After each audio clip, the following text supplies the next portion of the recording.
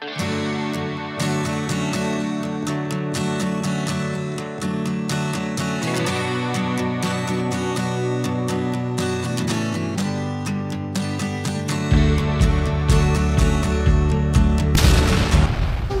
sa Hebreo, Kapitulo 11, versikulo 1, kag 6. Hebreo 11, 1, kag 6. Nagasiling, karon ang pagtuo, amo ang kasiguruhan sa mga butang nga ginalauman, ang pamatuod sa mga butang na hindi makita. 6. Kag sa walay pagtuo, hindi mahimo ang pagpahamuot sa iya. Kay ang nagapalapit sa Dios, kinahanglan magtuo nga amo siya kag nga siya manugbalos sa mga nagapangita sa iya. Praise the Lord. Amo niyang pulong sa Ginoo, kag magalpo kita, kitang kapadayon. Praise God. Ginoo siya sa liwat, kami nagapalapit sa imo. Sa sini nga mga tinimon, subo nga kami, nagapangabay nga imo pakamayuhon. Ini nga ito karong nga gabi, nagisampa kami, biyari diri sa sini nga doog. Nagakinanglan gihapon kami sa imong alaygay. Nagakinanglan kami sa imong panggiya, kaalam. Subo nga kami nagakabuhi. Kag kung walay ikaw, Ginoo, ang among ginahimo God, may mga katulangan. Kag mahimo din among masarangan, tuman nga mo ginahimo. Kaya salamat pagi sa sini nga pagpamati, ikaw ang matuod nga manulaygay, manukulig, kag nagahatag sa mga maayong panggiya. Ano kag dapat na mong himuon, agi sa sini o Dios, makakuha kami sa damo ng mga pagtulunan sa mga pulong pagi sa pagpamati. Gani sa liwat, pinapasalamatan namin na karong gabi nakadangat kami sa sini nga mga pagsimba. Gani ning among pangamuyo, mamayuha kami sa siningang gabi. Simon tanan na pagpasalamat kag himaya. Pinabalik namon sa ngalan ni Jesus. Ang tanan magsiling. Amen. Praise the Lord, mga kauturan. Karong gabi naman sa amuning gabi sa aton prayer meeting, no? Kaga prayer meeting inaimong gini-permi kada Miyerkules. Inapagod kinahanglan gid nga makapangamuyo kita kaga makapamati sa tulong sa Ginoo. Ako dangaton espirituhanon nga kabuhi magalikon kaga magiyahan sa nagakaigo paano kita magkabuhi pagtubo sa pag-alagad dira sa Ginoo bilang mga tumuluo sa Dios. So sa sini nga gabi may ara kita topic para kita magaluhod. Ang atong topic karong gabi nagtigulo, the enemies of your faith. Praise God. Ang atong pagtuo may mga kaaway. Praise God. So ang bersikulo nga atong gibasa kag libro diri sa Biblia, parte ni sa pagtuo. Nga kung may pagtuo kita, no? Bisan pa ang mga butang kuno nga ginalauman, kung ang butang nga wala pa makita, praise God, may ara kasiguruhan. No? O kung pangatuod, nga ini nga mga butang nga wala pa makabot o makita, mangod sa atong pagtuo, pamatud-an sa atong pagtuo, nga makita ta na sa pilang adlaw. No? So kung ano ang atong mga ginapangayo sa Ginoo, pag-abot ng adlaw, ihatag yun na, base sa atong pagtuo sa Dios. Kaya ang pagtuo, diri sa 6 na gasiling, hindi mahimo nga makapamuot kita sa Dios kung wala kita sa pagtuo. Kinahanglan, magpangamuyo kita, but sino nakapalapit kita sa Ginoo, ugdan ta sing pagtuo. Kaya ang pagtuo naton, amo din siya ang magabulig sa aton agumang kuntang-kuntang na atong ginapangayo sa Dios. Praise God. Gani, kung may pagtuo kita, siling diri sa 6, ang Dios nagabalos sa mga nagapangita sa iya. Amen. Praise God. So hindi sayang ang aton pagtuo sa iya. Kaya once nakita niya nga kita nagapalapit nga may pagtuo, bas lang niya ang aton pagtuo. Amo nang sabat sa aton mga nga buyo. Pero nga gabi, praise God, ang atong pagtuo nga diri sa aton, may mga kaaway. No? Once nga ang kaaway mag-atake sa atong pagtuo, yung pagtuo sa ginagamit na ni sa Diyos bilang taytayan sa atong mga kinahanglan. Kaya hindi kita ka baton sa mga pagpakamaayo nga halin sa Diyos kung hindi kita magpalapit sa iya o kung sa atong pagtuo sa iya. Praise God. Yani, kung magpalapit kita sa Ginoo, amo nang atong pagtuo ang atong gamiton para makatungtang atong ginapangayo sa iya. Praise God. Pero, bangod kaya atong pagtuo, may ara mga kaaway. Praise God. Masiging kita kaaway, no? Hindi hilway ang atong pagtuo. But yun, nagapakig-away din atong pagtuo. Mga kauturan, kag atong ibaloon kung ano ang kaaway sa atong pagtuo. Kay kun ang atong kaaway, kay kun ang kaaway sa atong pagtuo, mga kauturan, hindi siya na, wala na itong ibaluan. Praise God. Sa muna nga daw, kaangay lang na useless ang atong pagtuo. Kag atong pag-alaga nila sa Ginoo. Gani sa sininga gabi, talupang doon natin kung ano ang kaaway sa atong pagtuo, no? Kaangay diri sa ginasiling, no, sa kasulatan. Praise God. Kita natin diri ang pila ka mga ginasiling nga mga kaaway sa atong pagtuo. Pero bago ko ihambal, ang mga kaaway sini, basahan ko anay ang pila ka mga what goes into your mind affects your faith. No? That's right. So kung ano-ano ang nag-abot sa imong kuna-kuna, maapektuhan ang imong pagtuo. Real faith is exercised in the will of God. Ang tutuod nga pagtuo, kanang kita may pagtuo, mahimo, gina-exercise ini pagi sa kabubuton sa Dios. Hallelujah. Little faith will bring your soul to heaven. Great faith will bring heaven to your soul. Yes. So din ang nami, dako nga pagtuo o kamay nga pagtuo. Ang great faith, pwede nga ang langit dalon sa imong kalag. Praise God. Faith does not listen to people, but listens to God's word. Praise God. Amo nang insakto, no? Way ka pamati sa taong pagtuo, kundi sa pulong sa Dios. Hanggang last, our greatest enemies are not wild beasts, mga sapat ng mga mabangis, or deadly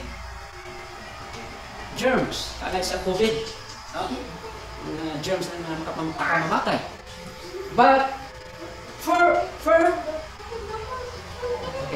first, the paralyzed thoughts. No? Kung siningon, atong mga mabangis, mga sapat or germs, hindi siya amo ang dako nga kaaway sa atong pagtuo, kundi kahadlok nga pwede niyang i-paralyze ang imong guna-una. Kahadlok na arresting episode and poison the mind and destroy character. Our only protection against fear is faith. So damo ang mahimo sang kahadlok kung mag-abot sa tao. No? Ang iyang una-una, paralyze, mahiluan ang iyang una-una at iyang karakter, no? Naguba. Salamat na lang kay may pagtuo kita nga mo siya ang mag-proteksyon sa aton nga pagtuo.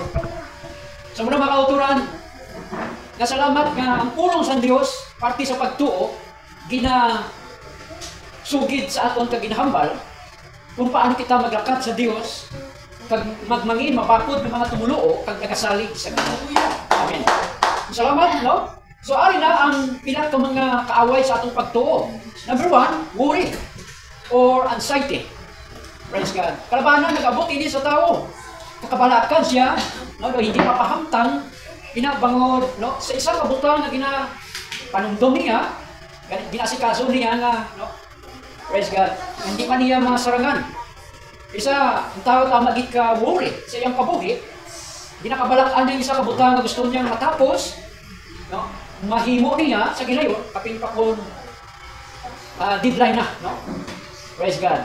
Pero siling pa, nga ako kita nag-worry, kung may ara kita Diyos. Praise God. Kag kung may ara kita Diyos, nga aga-worry ka. Diba? So, ang atong faith, parte sa worry, no? Involved din siya. Silingon, nga atong pagtuo nakaibalo sa atong ginabatyag sa ating unod. Nagkakabalaka kita, mga kauturan. Pero salamat, kay ini atong pagtuo, pwede makabulig sa atong panahon nga nagawuri kita. So hindi dapat nga madinalagon ang kabalaka, no, sa aton. Dapat ang magadaog sa aton ng atong pagsalig sa Ginoo. Praise God. Kaya kung magsalig tayo sa Ginoo, ang ginakabalakan ta, di ba? Sa Biblia, ihatag mo na sa Ginoo atong mga ginapangayo mo na ginakabalakan ta, kung unahon nato ng Diyos. Amen. So siling din sa libro ng James chapter 1, verse 5 to 7, na kung mangayo kita sa Diyos, ang Diyos maghahatag. Maghahatag siya sa maaluan. Kung silingon, tanang ginapangayo ka, ihatag niya kaya nga maaluan siya mo. Praise God. Sa ato pa ang Diyos, hindi siya galok, mapauturan. Praise God. Pero ang ginahambal dire, kung mangayo kita sa maaluan ng Diyos, hindi kita magduha-duha. Diba? Angay sinay, karong gabi, tanan tayo may ginapangayo sa Ginoo. So pagabay, kung nangayo ka sa Diyos, hindi ka magduha-duha. Kung ano man ang ginapangayo mo sa iya. No? Praise God. Kay sining pagani, ang tao kuno nga nagaduha-duha, amo na siyang tao nga wala sang tinindugan. Praise God. Duway bala pundasyon. No? Kapin pa sa pag-alagad, no? Nagakatumba ang tao, nagakasandad, way na pundasyon ang iyang pagpangalagad, ipakod. So ako man na siya sa atong ginapangayo, na ginapangayo kita sa Ginoo. Nga kung gusto ka nga ihatag sa Diyos sa atong ginapangayo, waa ang duha-duha sa imong una-una. Praise God. Para, no, mahapos, kaga madali nga mag-abot ang aton mga ginapangayo halin sa Ginoo. Kaya mo ba na nag-upang mo sa aton ang mga duha-duha. Praise God. Di kung gaduha-duha ka, may mabatong kabalayhan sa Ginoo, kinakita man sa Diyos ang aton kabalingon. Ang aton nagipuson kag una-una, nabasahan niya. Nabisan ara kita sa sulod sa church, kung ang nagahari sa imo na una, duha-duha ng permit, di ang imong pagsiba, bisan imong mga pagpangamuyo, pagpalapit sa Ginoo, gaduha-duha ba? Wala ka sang pundasyon, wala sang tinindugan, na nga mabakod dira sa Ginoo. Di ang nagapabakod lagi sa aton, amo ning atong faith, para maguba ining glory, kabalaka, sa kada isa nga nagabatsyag sa inyo. Praise God. So muna nga, hindi kita huna-huna, na ilang mga tao nga nagaduwa-duwa, may batungon sila. Praise God. Kay once ang tao may pangduwa-duwa, balaan na sa Diyos mo. Hindi tayo pwede nga libo-libuhon ang Ginoo sa atong ginahimo. Muna madamo sa pangamuyo nga wala ginasabat, kaysa nangamuyo siya, nakita sa Ginoo nga wala siya sing tinindugan. No? Muna siling natin nga may ara siya pangduwa-duwa sa iyang pagaling. Praise the Lord. So muna kung misulot tayo sa church, bukuson ta ang aton kaugalingon kag isalig sa Ginoo. Praise God. Kung gusto ta nga may sabat ang aton mapangamuyo, yes, manging positibo dapat. Manging positibo kita kag ang atong pagtuungan dira sa Ginoo. Amen. So liwat mga kauturan, sinig pa diri sa Matthew chapter 14, ining kahadlok gali, nagakatabo ini sa bisan kay sino. Praise God. Kita mga sumiling ba, nagahimo sa bulaton sa Ginoo, nagakabuhi, pero hindi madula ang kahadlok, no, sa aton. Pero galing ang nami lang kay Waitaya ginapahari ang kahadlok sa aton. No? Tura lang ang kahadlok ang tao. Nga ara ko ta sunod mo. Pero kung dito na ta sa mga espirituhan na kita, tibay na yung kahadlok. Diba?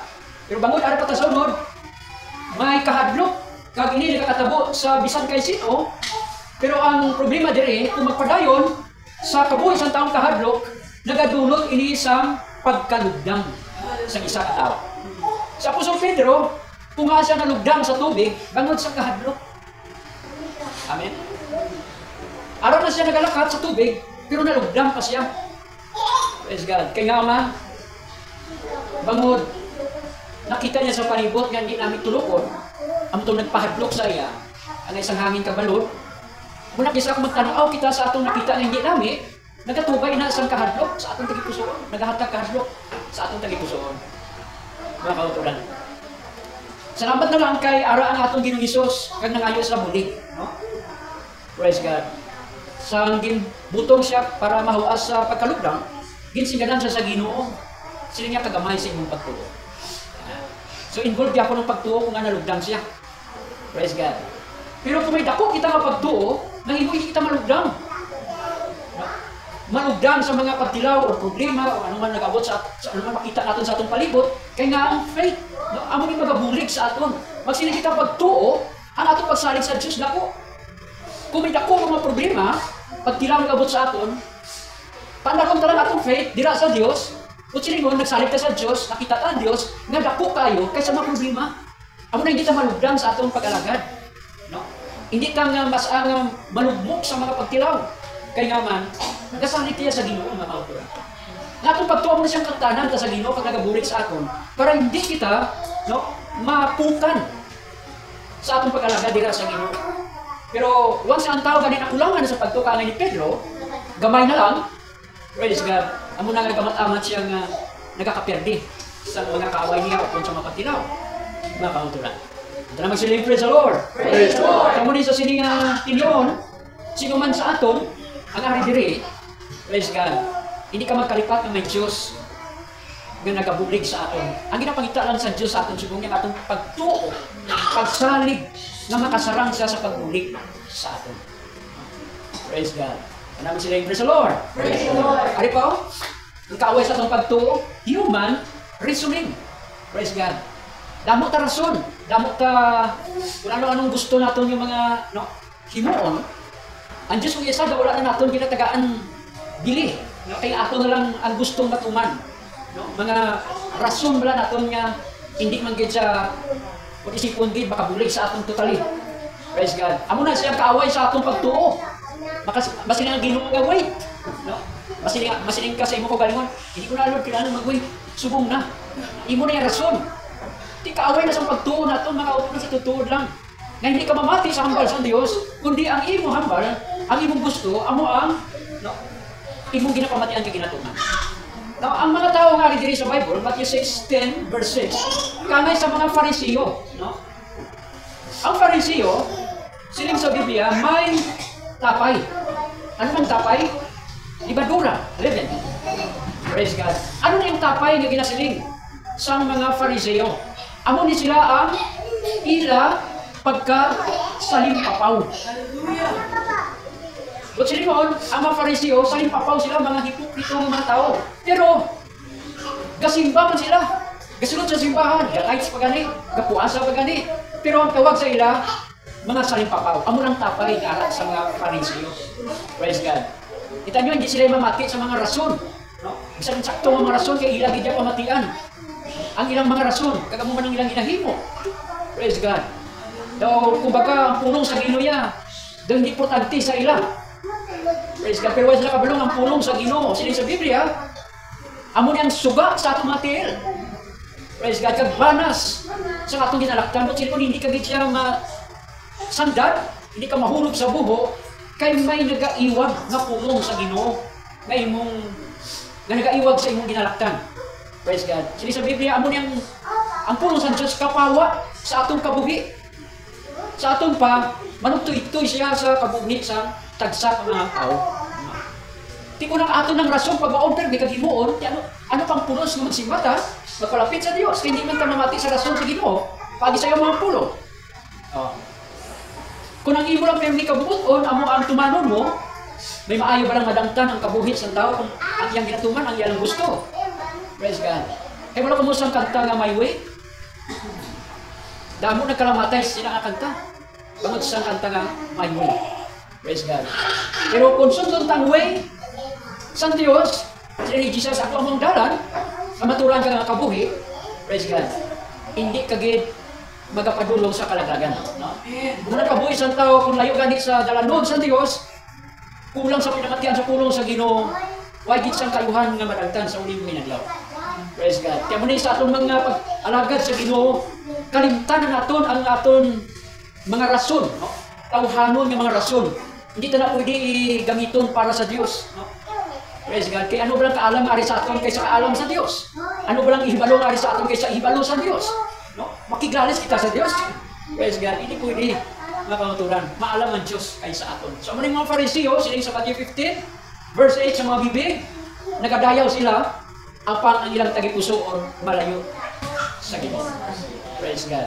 Bagod ang ilang ginatuman, ang ilang malangkaw kalingon nga mga rasunis. Praise God. Okay, ano pa? Nagadipindi ikaw sa imong nabatsagay o nabatsagan. Nag-rely on your senses and feelings.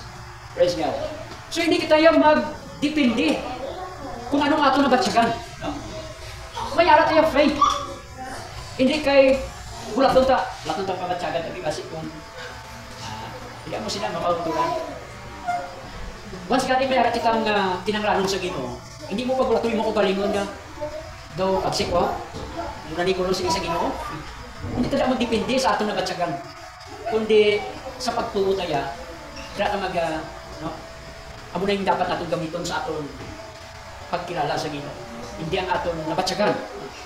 Why diya sa nabatsagan ta ang aton no? Why kita dira nagadipindi sa aton nabatsagan kundi magdipindi kita ya sa pagtuo, sa tutuod lang. Kaya ang Diyos siya makauturan. Maayo gid siya nga dalampan. Praise God. Sarang siya sa paghatag kag makabuli panahon sa pagkinahanglan. Sa muna ng atong pamatua, faith sa tubanan sa Ginoo. Sili sa 2 Corinthians chapter 5 verse 7, kay nagalakad kita sa pagtuo, hindi sa panulo. Praise God. Ano pa? Faithless environment. Praise God. Kaya ka mo sa mga palibot na makita natin, kalabanan ng mga tao, kulang sa pagsalig sa Diyos. Mga negatibong makita natin kag mabatian.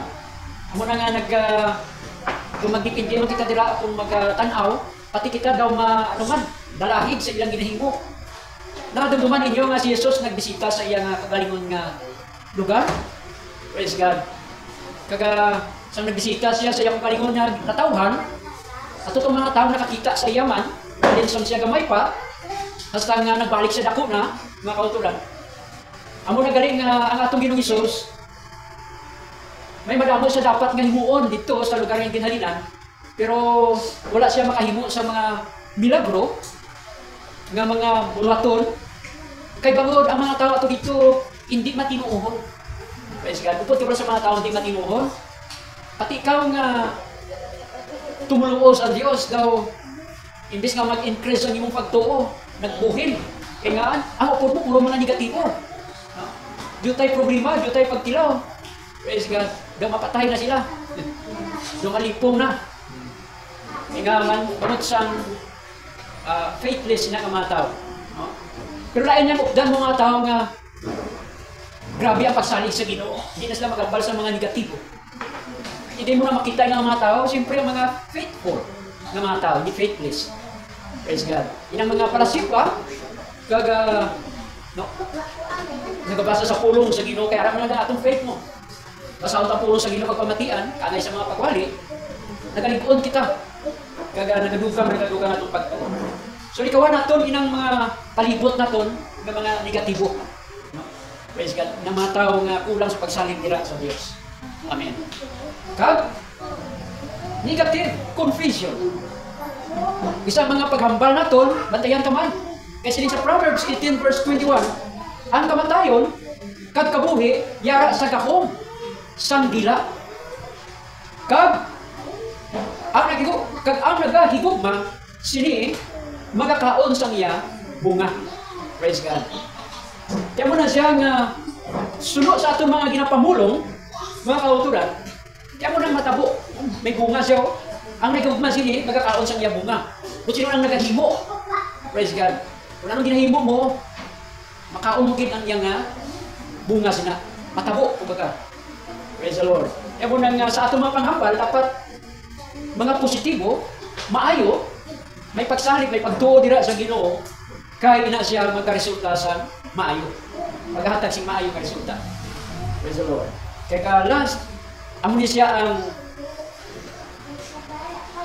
pangamuyo kag pagpuasa. Kontra ni sa atong faith. Kaya nga man, natabuin din siya sa mga disipulo ni Jesus Christ. Kung nga wala nila matabog ang malawak na espiritu sa bata, natingala sila kahit no? May Holy Ghost man sila. May pulong sa Ginoo man sila. May Diyos man sila. Pero sa sina nga, tiyon, wala nila matabog ang malawak na espiritu sa bata. Praise God. Nagpalapit ang amay sa kay Jesus na nagkasiling, why nila mapaayo ang akong bata? Siling ni Jesus sa ila, tugtog pabala saan o ako mag-upod sa inyo. Praise God. Ang ginambala ni Jesus, ang mga disipulo niya. Kaya nga, wala nila mapaayo ang bata. Siling ni Jesus dala diri ang bata. Kaginsaway niya ang maraming espiritu sa bata, kag nag-ayo siguro ang bata. So uli, gitawag sa mga disipulo atong Ginoo, anong sikreto Ginoo? Naway kami na nakaparayas sa maraming espiritu sa bata. Bangod sa kagamay sa ilang pagtuo. Kaangay ni Pedro, kung nalugdan siya, nahadlok, ay bangod gamay man ang iyang pagtuo. So amo nagali ang mga rason, mga kautulan, kung nga hindi ta mahimo, ang gusto naton, man kung ang gusto naton, bangod sa kakulang sa atong pagtuo. Kasi ni Jesus, luwa sa prayer, fasting, ang yawa, hindi magwa. Sagot sila kulang sila sa fasting. Kulang sila sa prayer, ini mga disipulo niya, mga kautulan. So muna ang kaaway sa atong pagtuo, kung kulang ka prayer, kagpuasa, matabo ina. No? Praise God. Makahalit ina sa atong pagtuo. So muna mga kautulan, dapat ang atong pagtuo sa Ginoo, gamhanan. Dapat mga kautulan, makasarang. Kung anong atong ginapangayo, no? Hindi pag-idalok sa Diyos. Praise God. Kung agabot ang mga blessing, praise God, bangod, di pangayo bulit sa Ginoo. Nagpalapit ka sa Ginoo, kag pangayo mong butang, gusto mong pangayoon. Nag-abot na siya, hindi bangod kay nangayo ka lang. No? Kundi ara sa imong pagtuo. Ngang Diyos ngayon hindi na pangayoan, baka sarang. No? Praise God. Kung buhay ka pagtuo, hindi ka pangayo sa Diyos. Kung buhay ka sa pagtuo sa Diyos, makautuloy, hindi ka makapalapit sa Ginoo. Kung hindi ka makapalapit sa Ginoo, buhay ka sa batunon. God blessing. Ngalim sa iya. So mula nga sinigagabi sa atong pagluhod. Praise God. Bisan din, anong oras magaluhod kita sa tubangan sa Ginoo. Kupdan tagit sa atong dako nga pagtuo. Sili ka sa Biblia, buhay ka pa nakapangayo. Ginhatag na sa Ginoo. So sa ato pa, pagluhod mo dira, Lord, amo ni ginapangayo ko, kag akon ginaklaim nga arit sa akon. Di ba sa Biblia? So kung silingon, amo nang dako ka pagtuo. Hindi ka nangayo ka sa Ginoo, gadwa-dwa ka pa, ihatag ayahan niya sa Diyos. Hindi ka na mga muyo o mag-amusin na. At least kaya magtindog, Lord, yung claim ko na, gawin na sa akon. Kaya ang sabat mo lang sa Ginoo, yes or no. Or wait, makautunan. Kaya kabalo ka mo, pinatanaw mo na kung kaysa sa Ginoo nga atong pagtuo sa iya. Kung was nga mangayo kita, pag nakita yan nga daw, alang-alang man ang imong pagpalapit, ang imong relasyon sa hindi maayo. Andiyo siya, hindi instant kay hatag yan sa atong kinanglanan. Nagadipindi na sa aton karakter sa pag-alagad kapag tuuran nila sa Ginoo. So muna makauturan, ang Diyos natin niya makasarang maghatag. Ikaw lang ang may diferensya. Kita lang makauturan ang may diferensya. Kaya kita lumon tayo atong faith, dira sa Ginoo. Kaya ang mga oras manawag kayo sa Ginoo, ihatag sa Diyos natin mga kinahanglan. Amen. So muna makauturan, nakita na natin ang mga rasunes kung ang atong mga pagtuo, no? May arak na awan. Hindi ko maperde ang aton nga pagtuo. Ako nang isa nga, praise God, nakalagad to sa Ginoo nga daw ka-budlay, no? May blessing, ang Diyos na may nakapod sa aton. Kaya may kaaway ka na ating pagtuo. Sa pagtuo lang, faith natin ang nagabulig sa aton. Makauturan, kung nari kita nagasimba, kaya ang pagtuo tara sa Diyos, no? Nagkapangayo ta sa Diyos, kaya nga may pagtuo kita. So, sa atong pagluhod sa sining gabi, mga kauturan, praise God. Hindi kita negatibo sa atong una sa pulong sa Ginoo at sa atong mga pagluhod, kundi mangin positibo. Amo nang gusto sa Diyos sa aton, think positive. Praise God. Kaya hindi malayo ang blessing sa aton, sa totoo lang. Kaya ang Diyos siya lapit man sa aton. Kaya hindi ang wala na dipindi na niya sa aton. Praise God. Kung ano kita magpalapit sa Ginoo. Okay, so sa sininga gabi, salamat sa Diyos. Pagpamatik, papay ng Diyos kung pakamahay sa aton. Ang mga ikamok sa Diyos, ang mga alapuan. Ang tanan niya butang, pero sa Diyos, posible. Amo na, nga himuong tatanan, magpalapit sa Ginoo may pagsalig. Praise God. Nato may baluan, ang atong alapuanan, may araw na sabat. Praise God. May himuong karon, once, sunod adlaw, ng Diyos puso, bugos at una-una, bugos na itong pagkalimon, ihatagdal sa Ginoo. Pinapagintag sa Diyos sa aton, sa aton mga kapatid. Sa pagkakalabang ka sa Diyos, praise the Lord.